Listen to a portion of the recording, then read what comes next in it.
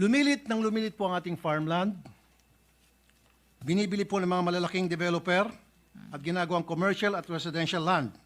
Ano po ang ginagawa ng DA tungkol dito? Alam nyo, that's our business. I Ganun want po to ba? tell you that we don't buy agricultural land in the provinces. Nobody will buy houses in agricultural land. We only buy in cities and capital towns Ganun po ba? because the buyer of houses, they want also an opportunity that if they're having financial problems, they can resell their houses.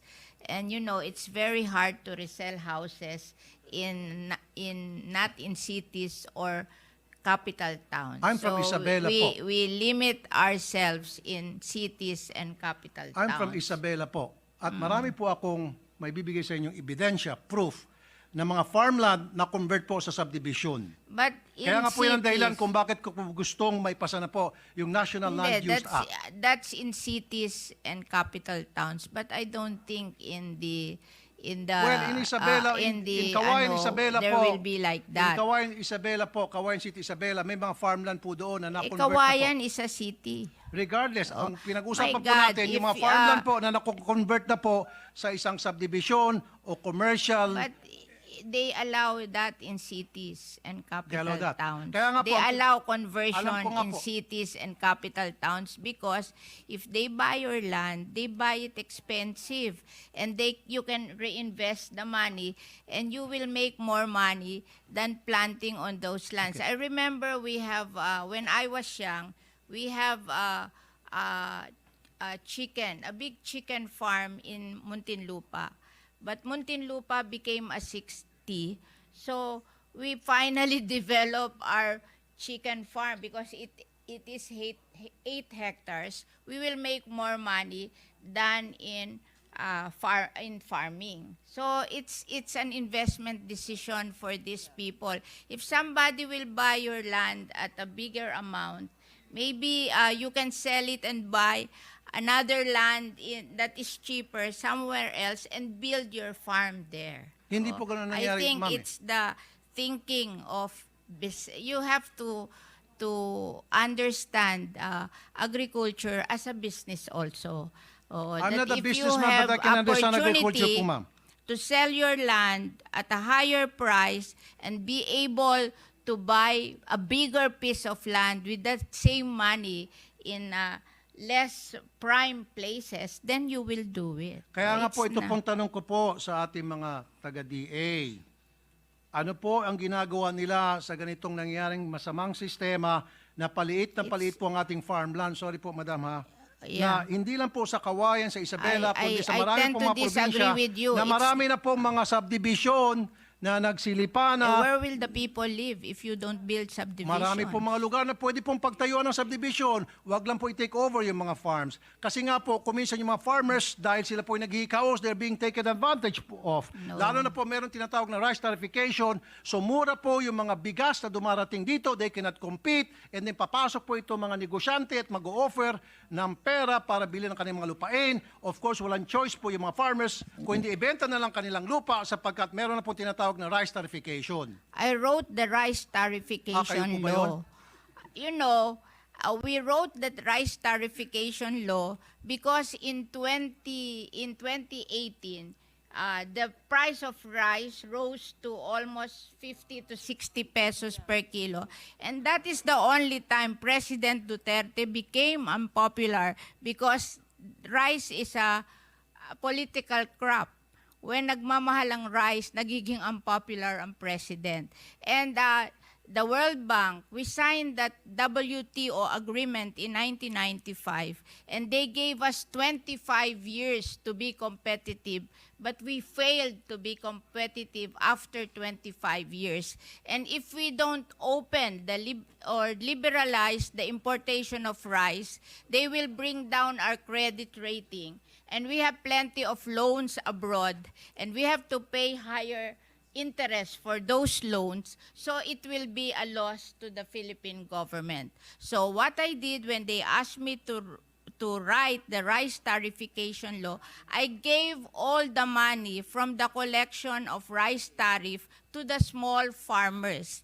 10 billion for the Rice Competitiveness Enhancement RCE. Fund, 5 billion for mechanization, 3 billion for seeds, 1 billion for loans, 1 billion for training. And anything above 10 billion that was collected, it was given to the rice farmers owning 2 hectares and below, 5,000 each, 1.6 million farmers. So that is 8 billion. So a total of 18 billion, which is the collection of the rice tarification law na rice tariff. Alam ko po I yan. don't feel any guilt to the small farmers. All the money that came from the rice tarification law were given to the small farmers owning 2 hectares and below. So how do we identify those small farmers? They po have a list. Do you have po a list? They So have paano a po ninyo list. pinipili ng DA? No, they have paano, a list. Ay, no po. Paano po pinipili kung sino po ang maging recipient 2 nitong hectares and pera below. na galing po sa rice tarification? How are they being They have a identified? list of farmers owning 2 hectares and below. So, Oh, meron po... magpapalista ka sa kanila. They have RSBSA. Okay. Oo. So I have no guilt to any rice farmers. I'm not All saying- the money that came from the rice tarification I'm not saying po were na kayo po'y given guilty. back to the rice farmers. I wrote that law. I know. Ako po Because yan... I studied the difference between us and the rice farmers of Vietnam.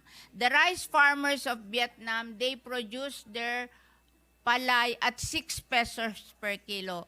We in the Philippines, we produce our palay at 12 pesos per kilo.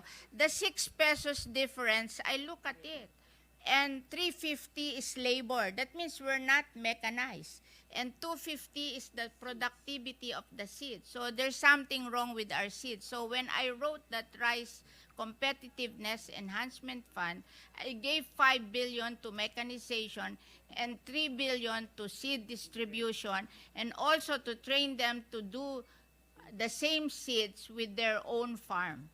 I am teaching them to learn how to do inbred seedlings. Okay. Are you finished po, ma'am? Yes, yes. Okay. Let's go back po dun sa food security. Alam ko po Hindi ako nag-isip. na meron pong tinatawag na Rice Comprehensive Enhancement Fund. Rice Competitiveness Competitive, Enhancement okay. Fund. Enhancement Fund. Nasabi niyo po sa akin, so dapat may 2 hectares yung farmer para sila po ay mag-qualify dyan. Okay na po tayo dyan. However, hindi pa rin po talaga tunay na nasasagot yung pong katanungan ko po na ano pong ginagawa ng DA na yung pong mga farmland ay nako-convert na po sa nagiging residential area na po at commercial area.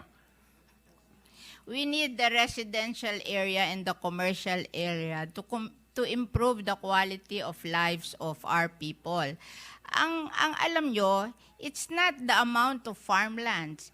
It's the efficiency of using these farmlands. Alam nyo, pag maganda ang seeds mo at mechanized ka, even with smaller area of farmlands, you can do better Kaya nga and po, ma'am, earn more. Kaya- Kaya nga we're teaching the farmers to do mechanization and to plant better seedlings and to teach them that they have to operate their farm as a small business so they will make more money.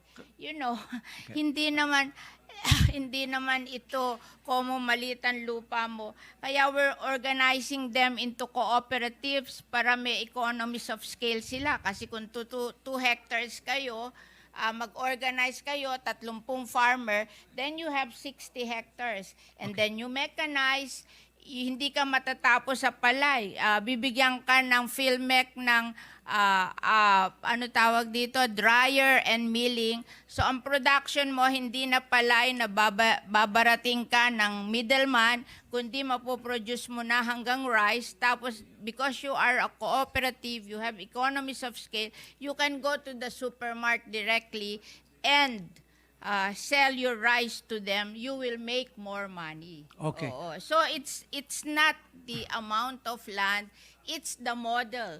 We have to change the model of our agriculture because agree. there is something wrong Yes. with our model of Okay. agriculture. Now, sinasabi niyo po kanina na the farmers has to use mechanized technology. Kaya nga po, it is not how small the farm is at kailangan po magkaroon ng improvement sa isang lugar, kaya kailangan po magkaroon ng mga subdivision. So, kung yan po yung inyong premise, bakit hindi lang po natin tulungan itong mga maliit na farmers, bigyan na lang po sila ng puhunan para magkaroon po sila ng maging mechanized na po yung kanilang farming Binibigyan style. po. Well, Oo, then instead na bibilin binibigyan po yung kanilang mga lupa, pabayaan na lang po natin sila na isaka yung kanilang lupain at Meron tutulungan po. na lang po sila Meron po. na para Meron hindi na po po. ma-convert yung kanila pong mga farm into subdivision, into commercial area, and what have you. And this is the reason kung bakit po talaga kailangan mai-push na po natin itong National Land Use Act. At hindi ko po alam kung bakit hanggang ngayon, 4 na presidente na po ang dumaan at hindi pa rin po ito mapasa-pasa. Hindi ko po alam kung bakit. Your guess Alam is as nyo, good as mine. Yung Land Use Act, lahat po ng local government, may land use plan na sila. Nagpagawa na sila ng land use plan. The power of determining the implementation of the land use is with the local government. Why will you remove it from the local government and transfer it to the national government? Do you think that is better? It is better po na dapat sa national government ang humawak po nitong batas na National Not Land Use Act. everybody agrees with you. Well, not everybody Ako, agrees I with you don't as well, ma'am. agree. Alam nyo, Maybe you don't sinasabi ko agree nga sa because- kanila, ako, because- I'm a daughter of a mayor. Session suspended for 1 minute. Majority Leader?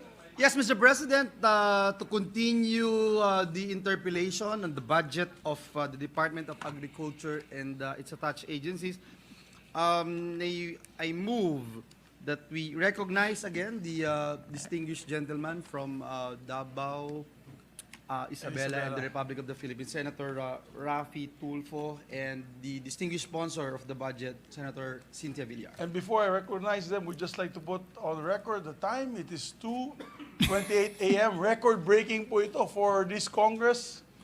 Pinapakita natin yung ating kasipagan bilang mga kawani ng gobyerno. Please proceed, gentleman and sponsor.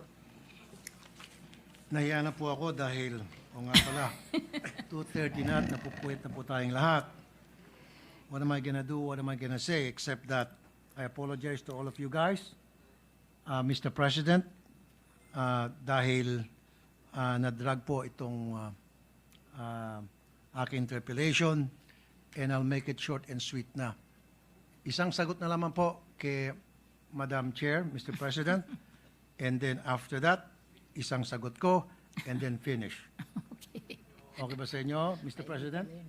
Is that okay, Mr. President? Absolutely. Absolutely, Your Honor. No need to apologize. In the halls of the Senate, we are free to give our opinions and discuss and debate. Okay. My request lang kanina was just to address the chairperson, the presiding officer, yes, so that there will be no direct debates or else it will always be heated. Yeah.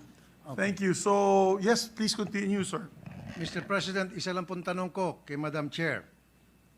Madam Chair, kayo ba'y pagod na?